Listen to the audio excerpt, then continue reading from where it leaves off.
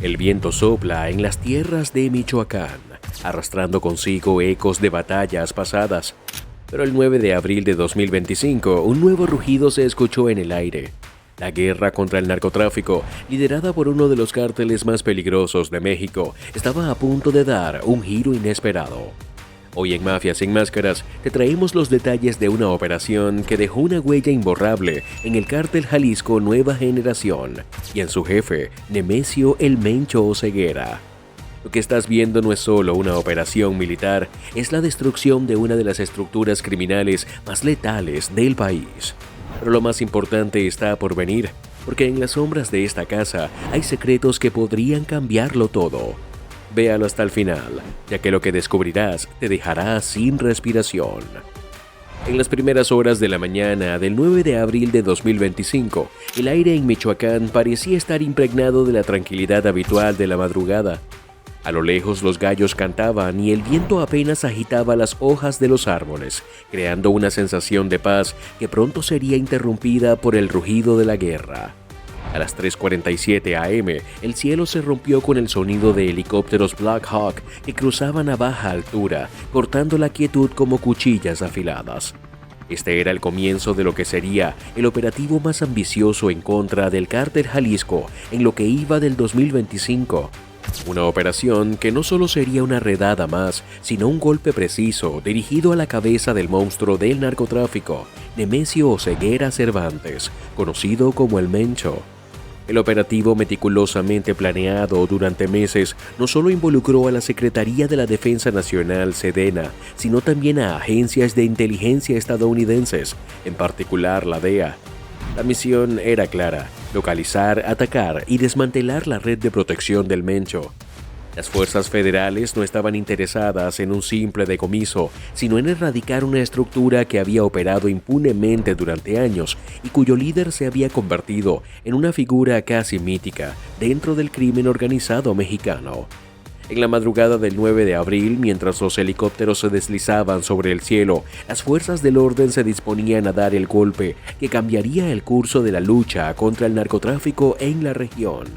Los datos de inteligencia obtenidos por medios aéreos y rastreos encriptados indicaban que el rancho donde se encontraban al menos 20 sicarios del cártel, en su mayoría operadores militares entrenados, no era solo un escondite, sino un bastión más de este grupo. Desde el aire se podían distinguir las torres de vigilancia, las trincheras excavadas en el terreno y los nidos de francotiradores, elementos que detonaban la sofisticación con la que el cártel defendía sus dominios. La misión, por tanto, no sería fácil. Se trataba de una incursión en un territorio defendido con tácticas militares, donde el enemigo estaba preparado para resistir hasta la muerte. A medida que las primeras luces del día comenzaban a iluminar el paisaje, los comandos federales comenzaron a descender con rapidez desde los helicópteros, utilizando cuerdas para llegar a tierra. Al mismo tiempo, en el Centro de Operaciones de la Sedena en Ciudad de México, los analistas de seguridad monitoreaban cada paso del operativo en tiempo real, recibiendo actualizaciones constantes desde drones y satélites. Los informes indicaban que el rancho no era solo una finca aislada, era un fortín diseñado para resistir un asedio prolongado, con túneles, trampas y una red de comunicación blindada. Sin embargo, lo que no sabían los sicarios que defendían ese lugar era que el cerco ya se había cerrado sobre ellos y que su protección comenzaba a desmoronarse. La batalla comenzó en el preciso momento en que las primeras ráfagas de fusiles AK-47 fueron disparadas desde una de las torres de vigilancia. La respuesta fue inmediata. El fuego se desató con una sincronización perfecta, mientras las unidades de asalto avanzaban desde varios frentes. En cuestión de minutos, las fuerzas federales habían tomado el control del 70% del perímetro, neutralizando a varios de los sicarios y asegurando vehículos blindados y armamento pesado. Sin embargo, el objetivo aún estaba fuera del alcance. El Mencho y su círculo cercano seguían siendo el blanco principal de la operación. Mientras los soldados avanzaban por cada habitación del rancho, encontrando zonas blindadas y escondites improvisados, los hombres del cártel comenzaron a perder terreno. A medida que la situación se intensificaba, el pánico comenzó a infiltrarse entre las filas del cártel. Comunicaciones interceptadas revelaban la desesperación de los sicarios, quienes pedían refuerzos, pero todo estaba siendo monitoreado y controlado por las fuerzas federales. A las 4:40 de la mañana, la primera fase del operativo había dado resultados significativos, pero el objetivo seguía siendo el mismo: capturar al Mencho, el líder más buscado del narcotráfico mexicano. La operación en Michoacán había tomado una dimensión diferente. Ya no se trataba únicamente de una simple incursión para capturar a los sicarios del cártel Jalisco Nueva Generación, se había convertido en una caza meticulosa y estratégica de su líder. A medida que las horas avanzaban y la presión sobre los sicarios aumentaba, la batalla por el control de la zona se intensificaba. La Sedena, la DEA y las fuerzas federales mexicanas estaban ahora enfrentando un enemigo que no solo se defendía con armas, sino con toda una infraestructura militar que rivalizaba con la de un ejército.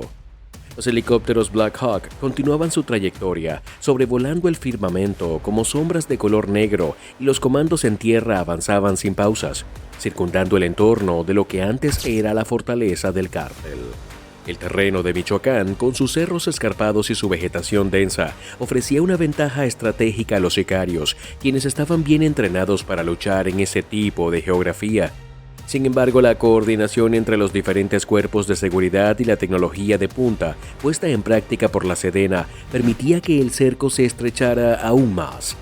Dentro del rancho donde se había llevado a cabo el enfrentamiento inicial, las fuerzas federales comenzaron a avanzar habitación por habitación. Encontraron escondites improvisados, túneles y cámaras blindadas. Cada rincón del rancho parecía estar diseñado para resistir cualquier tipo de incursión, lo que dejaba en claro que el cártel había establecido allí un refugio seguro con el que pensaban desafiar a las autoridades. A pesar de la sofisticación de las defensas del rancho, los sicarios del Mencho no pudieron hacer frente a la precisión y rapidez de las fuerzas federales. Durante los primeros instantes de la intervención quirúrgica, 6 sicarios se neutralizaron. Sin embargo, lo que más preocupaba a los mandos de la Sedena era lo que estaba sucediendo fuera del rancho. Sabían que el objetivo principal seguía siendo el Mencho, y aunque el cerco sobre los sicarios se iba cerrando, el líder del cártel no había sido localizado. Mientras los soldados aseguraban los vehículos blindados y el armamento, la verdadera batalla estaba a punto de comenzar. Las unidades de asalto comenzaron a explorar más a fondo el rancho, buscando cada pista, cada indicio que pudiera llevar a la captura de Oseguera. La situación dentro del rancho se volvió cada vez más desesperada para los sicarios. Los hombres del cártel comenzaron a entender que estaban siendo superados, que sus posiciones estaban siendo neutralizadas una a una. Las comunicaciones interceptadas mostraban señales de pánico. No hay salida, decían algunos de los sicarios por radio. Sabían que la red de protección que tanto los había mantenido a salvo se estaba desmoronando a un ritmo alarmante. Sin embargo, no todos estaban dispuestos a rendirse tan fácilmente. Un grupo de sicarios, que había sido identificado como los más cercanos a El Mencho, comenzó a reagruparse en un último intento de lanzar un contraataque. Fue entonces cuando la operación tomó un giro decisivo. En lugar de continuar con la incursión en el rancho, los estrategas de la Sedena decidieron ampliar el cerco, bloqueando todas las posibles rutas de escape para los sicarios. Los helicópteros Black Hawk tomaron posiciones estratégicas, disparando ráfagas precisas sobre las posiciones enemigas. Mientras tanto, las unidades terrestres avanzaban, asegurando cada camino y cerrando las brechas en el terreno. Este enfoque táctico dejó claro que no se iba a dar ni un solo respiro al cártel. Cada movimiento estaba siendo monitoreado, cada intento de resistencia estaba siendo contrarrestado. A las 4:40 de la mañana, las fuerzas federales ya controlaban más del 70% del perímetro del rancho y la situación parecía estar bajo control. Sin embargo, lo que se encontraba dentro del rancho no era solo armamento, droga y dinero en efectivo. Lo que se encontró fue algo mucho más valioso: la inteligencia. Los peritos militares comenzaron a revisar los documentos incautados y lo que hallaron fue impactante.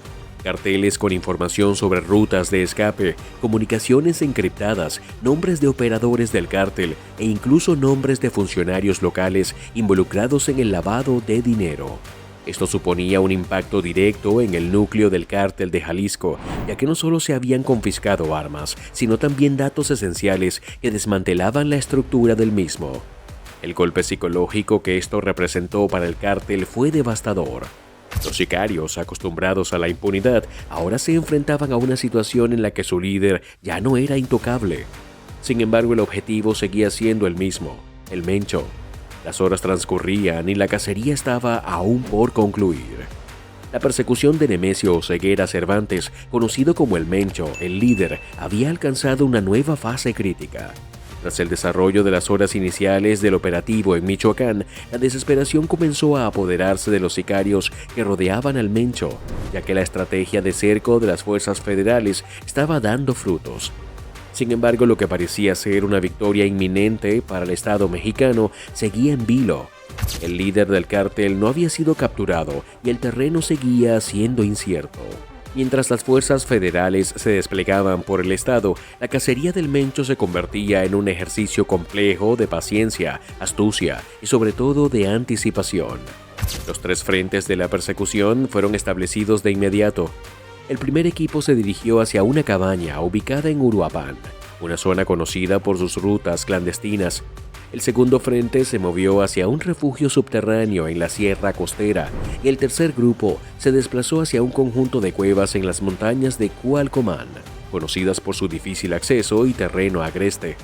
Cada uno de estos lugares representaba un riesgo significativo, pero también la única oportunidad de dar con el paradero del Mencho, quien había demostrado ser extremadamente escurridizo a lo largo de los años. La operación que se desplegó esa tarde no solo era un intento de localizar a El Mencho, sino una ofensiva simultánea a gran escala. A medida que las fuerzas federales se infiltraban en estos frentes, la tensión entre los agentes crecía. La experiencia de las fuerzas de élite mexicanas y los agentes de la DEA se complementaban perfectamente con las capacidades de inteligencia avanzada, proporcionando una ventaja crítica. Los drones que sobrevolaban las áreas de combate proporcionaban imágenes térmicas en tiempo real, lo que permitía a los oficiales ajustar su estrategia sobre la marcha. En Cualcomán, el equipo especializado en el terreno comenzó a ascender por la empinada ladera, con la misión de asegurar cada refugio posible. La humedad y el clima frío complicaban el movimiento, pero los soldados avanzaban, confiando en sus equipos y en la precisión de su entrenamiento. Conforme se aproximaban al ingreso de la cueva, el sentimiento de incertidumbre se agudizaba.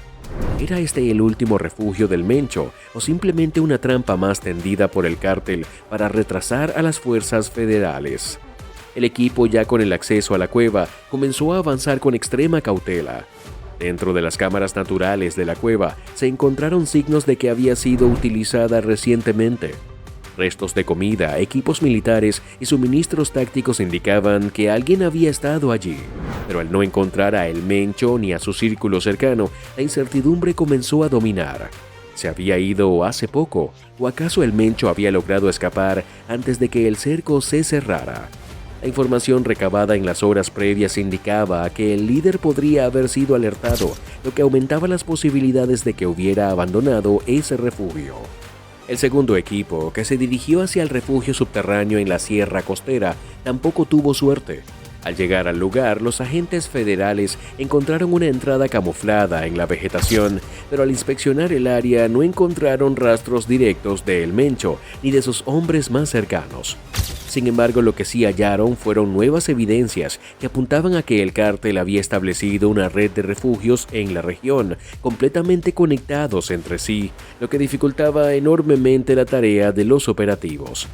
La maquinaria del cártel seguía funcionando, pero la red de protección estaba comenzando a desmoronarse. Mientras tanto, la captura de documentos en los primeros puntos de la operación proporcionó más información que nunca. Entre los materiales incautados había nuevos mapas, direcciones y detalles sobre las rutas que El Mencho podía haber utilizado. Las fuerzas de inteligencia se encontraban ante un tesoro de datos vitales. Los sistemas de comunicación encriptados, las señales de los dispositivos interceptados y la correspondencia con funcionarios locales corruptos formaban una estructura de operaciones que comenzaba a desvelarse, pieza por pieza. El cártel no solo era fuerte en armamento, sino también en su capacidad para operar en las sombras, sin ser detectado por las autoridades. En ese momento, el factor tiempo se convirtió en el principal enemigo. La batalla por el control del terreno y la captura del Mencho no solo implicaba avanzar con rapidez, sino también anticiparse a los movimientos del cártel. A pesar de los avances, los equipos sabían que el Mencho estaba utilizando toda su astucia para evadirlos y cualquier error podría resultar fatal para la operación. Los drones seguían su trayectoria, monitoreando cada acción con exactitud. El equipo de inteligencia había detectado un convoy sospechoso dirigiéndose hacia la zona sur de Apatzingán, una pista que podría ser la clave final para dar con el paradero de El Mencho. A las 20:47 horas, el convoy fue avistado a 7 kilómetros de la pista clandestina que los agentes de inteligencia habían estado monitoreando. Las fuerzas federales no tenían margen de error. Si El Mencho estaba en ese convoy, sería su oportunidad para capturarlo. Los helicópteros Black Hawk descendieron a gran velocidad, cubriendo todas las rutas de escape. Las unidades terrestres tomaron posiciones estratégicas y el enfrentamiento comenzó con una rapidez aterradora. Sin embargo, el resultado de esta incursión fue aún más desconcertante. El vehículo que se encontraba en el centro del convoy no era el del Mencho, sino un doble. La estrategia del cártel había funcionado casi a la perfección. Habían enviado a un hombre que se veía exactamente igual que el Mencho, con la misma complexión, la misma vestimenta y hasta las mismas cicatrices, en un intento de engañar a las fuerzas federales. Este doble, aunque capturado rápidamente, no era el objetivo que las autoridades estaban buscando. El Mencho había logrado escapar una vez más, pero esta vez las fuerzas federales habían desvelado una parte fundamental de su estructura. La frustración de los operativos era palpable, pero sabían que no todo estaba perdido. El doble, aunque útil como distracción, no había sido suficiente para frenar la operación. Los documentos y los dispositivos incautados seguían proporcionando pistas vitales sobre las rutas de escape del Mencho. Las comunicaciones interceptadas indicaban que el líder del cártel tenía un plan de escape más elaborado que nunca. A pesar de que el Mencho había logrado eludir la captura, su red de protección se había visto seriamente debilitada. La operación no solo representaba un golpe físico al cártel, sino también una disrupción psicológica que tendría efectos a largo plazo. Los sicarios comenzaban a darse cuenta de que su líder ya no era invulnerable. A pesar de que no había sido capturado, el Mencho se encontraba más vulnerable que nunca. La caída de su estructura de protección y la incautación de información vital comenzaban a desmoronar el poder que había mantenido durante años. La caza no había terminado, pero la decisión estaba tomada. La sombra del Mencho ya no era una muralla inexpugnable. Con cada hora que pasaba, el círculo se estrechaba y la caída del líder del cártel de Jalisco se estaba convirtiendo en una cuestión de tiempo. La guerra en Michoacán no estaba cerca de su fin, pero las fuerzas federales sabían que habían dado un golpe estratégico que cambiaría el curso de la lucha contra el narcotráfico en México. La caza del Mencho se intensificaba y aunque su captura no había sido alcanzada esa noche, el operativo había dejado claro un mensaje. La batalla por el control del cártel de Jalisco Nueva Generación ya no estaba en manos del cártel. En el corazón de la oscuridad, los cazadores no descansaban y el Mencho sabía que su reinado de terror estaba más cerca de su fin. La lucha no había hecho más que comenzar. Gracias por estar con nosotros. Si te impactó lo que viste, no olvides suscribirte y seguirnos para más historias que no podrás encontrar en ningún otro lugar. Esto es Mafia sin Máscaras, donde la verdad no tiene filtros.